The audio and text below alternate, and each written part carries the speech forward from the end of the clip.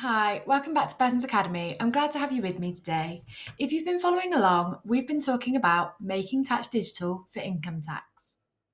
Now, to clarify a few things, the government are planning to modernise the UK tax system, which means there's changes on the way for landlords and self employed individuals. What this means is it will be replacing the current self assessment system with 4 quarterly updates and a final declaration. Making tax digital for income tax will impact unincorporated businesses, which are sole traders, and landlords. They will need to use HMRC recognised software to keep digital records and submit returns to HMRC.